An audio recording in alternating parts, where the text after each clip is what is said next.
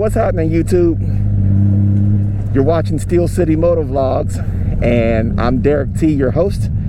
If you've never seen one of my videos before, if you're tuning in for the first time, thank you for tuning in. I'm out here today. It's a beautiful day, and the weather just here in Pittsburgh has not been anything but beautiful, that's for sure. But that is not the case today. So I'm out, and I am for the first time pulling my new Steel City MotoVlogs trailer behind me. If you want more information about that trailer, what kind of trailer it is and all that stuff, here's a video. It's right there on your screen. You can go check that video out. But I gotta say, my very first impressions of it, well, first of all, a couple of things. Like today's mission, first of all, I'm going over to see my good friend and brother Brian Sanders. He's my mechanic, and I do have a couple of issues that I'm hoping to tackle. And one of those issues is the lights on the trailer. The wiring harness plugs in, but the lights aren't coming on. And I've done a lot of troubleshooting with it in my garage, but I haven't been able to locate the problem, and so I bought a whole new wiring harness, and this is just something I haven't done before, and so I'm going to take it to somebody who I trust to get it done, and get it done correctly the first time. So for that reason, I'm not on the highway. I'm taking the back roads, and I'm hoping to avoid any encounters with the police, because right now I don't have any running lights or brake lights or turn signals coming from the trailer, even though it's all connected. So we're gonna get it out there, and I'm gonna let him hold on to it for a little while and see if he can either find the problem or just replace the harness, one of the two. But I gotta say, in first impression wise, as far as pulling the trailer goes, it's exactly what everybody has been saying, and it sounds cliche, but I honestly can't even feel it back there. I only know that it's there because I'm looking. I don't know if you can see my side view mirror there. It's behind me, but I completely don't feel it. It hasn't changed anything that I do riding wise. It just makes sure I take my turns just a little bit wider. I am sensitive to taking my turns just a little bit wider, but outside of that, I don't feel anything. And it's not pushing me. I am trying to be cognizant of my stopping distance and everything else. I'm being careful. That's the one thing riding the city streets will kind of force you to do. I mean, you're only going to go but so fast on the city streets anyway. That is, if you're obeying the law. You're only going to go but so fast. So, but even though I'm only going city street, speeds, somewhere between 25 and 40 for the most part, when I go to stop, I haven't had to really give it any extra braking power or anything else like that. I have been giving it some distance. I start slowing down just a little bit earlier, so I don't find myself trying to stop on a dime. Like here, I know I'm coming up on a red light, so I mean, I'd be slowing down anyway, but I let off the throttle a lot earlier. But again, even as I'm pulling up on the light and braking, I don't feel anything. I don't feel any extra weight pushing behind me.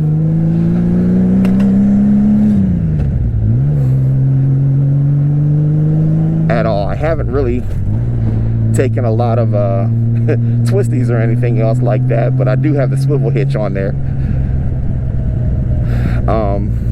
For the turns I have taken, it kind of seems like it's doing its job pretty well. I did check my tire pressures are good, my wheel bearings are good. I don't really, like I said, I don't really feel any difference. Now, I had, from the last video I did about the trailer when I first got it, I did a mock loadout. This one is not a full loadout. I will say that too. I'm carrying significantly less weight back there in the trailer on this Maiden Voyage of mine. There's only a handful of things back there. I think my rain suit, an extra helmet.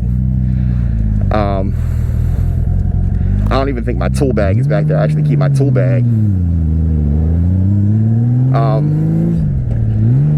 Sorry about that. I keep my tool bag in the saddle bag on my right side, so no need to change that. That's going to be where it is.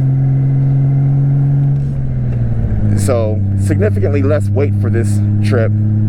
I don't know if that will make a difference. I'm sure it will in what I'm feeling, you know, as far as the weight behind me, as far as it pulling or anything else like that. The cooler also is empty, so the tongue weight is probably extremely light right now. But it's a beautiful day out here. They say it's about 40 degrees. I think the high today is supposed to be 60. I think it's actually just now noon, if I'm looking right. I don't think that that's the right time. I'll be very honest with you. I don't think that's the right time. Nor is it 9:16 in the morning. It's somewhere in the ballpark of about 10:30 in the morning. This phone that I have over here is an old iPhone that it's not connected to any network anymore. But I found it laying around, and I figured it would make a good addition on the bike instead of using my personal phone there. I'm just going to keep this one kind of as a permanent attachment, and then from my personal phone, which I have in my pocket, I'm just kind of running the hotspot, and that way I can Bluetooth it to the radio, play my music. I can also use my GPS and any other app that I would use while I'm riding, but it keeps kind of makes things a little bit more convenient. I don't necessarily need to be answering phone calls all like that while I'm riding, although I do have the Sena SMH10 on my helmet, and so, you know, my phone's in my pocket. I'm not necessarily being distracted by it to the point that I gotta look down and see who's calling and everything, as I just push the button and answer the phone or ignore it. The ignore button is always an option. But speaking of ignoring people, speaking of the ignore button, I did want to bring this topic up. Now, I've started doing some things with the channel. I've talked about this in previous videos where you know, I've joined a lot of Facebook groups, and this is nothing new. I'm in several. If I were to go down a list of groups that I'm in on Facebook, there's probably close to 100 of them, if not more. And they're groups of every single kind, but the majority of them, the greater majority of probably 95% of the groups that I'm in have something to do with motorcycling, motor vlogging, the Honda Goldwing, the Honda Goldwing GL1500, motorcycle touring, camping, motorcycle camping, camping in general, camping supplies, camping this, camping that, everything that represents anything of the content that I like to produce. I'm pretty much in a group for it on Facebook. And so what I've started to do was more and more, I've always done it, I've always dropped links to my videos in different groups at different times. But I've decided, just with every video that I put out, if it's relevant to a group that I'm in, I'm going to post the link. And that's actually been good for getting people to view the videos and stuff like that. And I've actually seen a difference in the amount of views that I'm getting in the last few videos. But at the same time, with the increased exposure in these groups comes increased exposure to haters. You know, people who, and this is my definition of a hater, I'm just gonna be honest, it's somebody who can't do what you do, somebody who can't accomplish what you've accomplished, somebody who doesn't have what you have, but they always got something to say about it. You know, and that something to say is usually not positive and uplifting. Now, I know the difference between positive and negative feedback. I did a video a couple weeks ago about riding dark side. It's not a new topic at all in the biker community. People agree with it and people don't agree with it, and I'm okay with either side of the fence that you stand on. What I'm not okay with is being disrespectful about it. So there's a way to say I don't agree with that, or, you know, without being, you know, disrespectful and hateful and mean in your comments, you know, about it. And so I've been seeing an increase in that. One video I put out, some guys had some really messed up things to say. I won't even say that they were hurtful, because they're not people that I know, so I refuse to have my feelings hurt by people that I don't know. But at the same time, what I do with those, and this is what I thought I would say and talk about on this particular video, is how do you deal with haters when it comes? And my simple suggestion is this. I just hit the block button and move on. I don't respond to them at all. I don't make a counter comment. I don't try to get people to understand, you know, the hate sentiment that's in their voice. They know that what they said was hateful. As a matter of fact, this is how you know, because this is one thing that a hater will always do on social media. They always come back to check their work. They always want to come back and see where the likes are, how many likes they got, or how many laughs they got, or how many people, how many other hateful comments, you know, have been added to the one that they made, you know.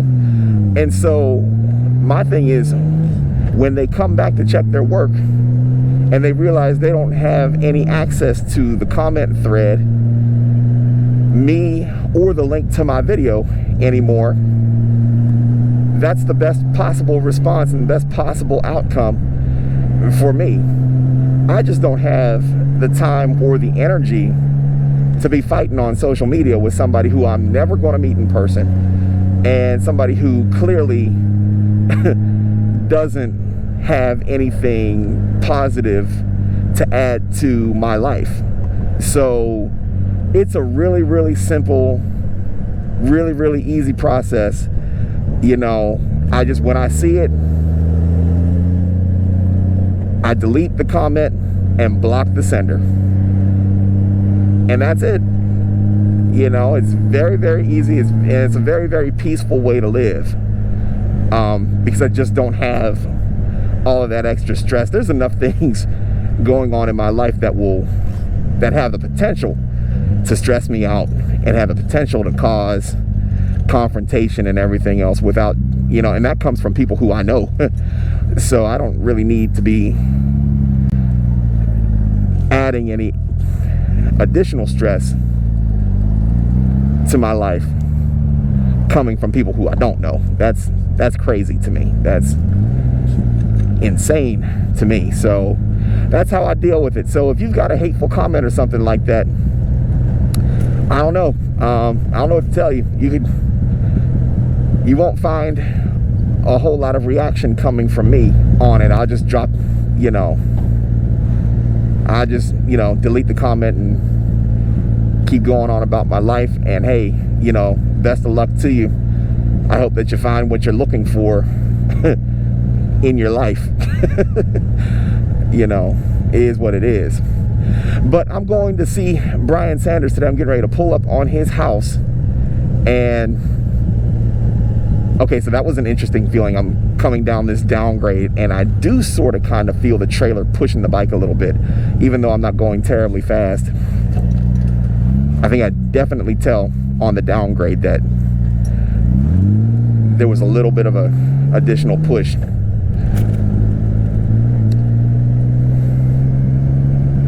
Going down. So that was an interesting feeling. But other than that, man, I'm out here and I'm pulling this trailer, and it actually doesn't feel that bad. I think it's something I can definitely get used to, and I'm looking forward to getting it out on the road, do some traveling with it, do some cabbing with it. Speaking of campouts, in the last video I talked about my riding schedule for this year. I will not, unfortunately, this is a bit of bad news, I will not be at the National Biker Roundup this year. We did make that choice just Saturday. So, but I'm here and I'm going to get ready to meet up with Brian here. So either until the next video or the next clip, I don't know where I'm going with this just yet, but you all be safe out there. This is Steel City MotoVlogs and I'm Derrick T.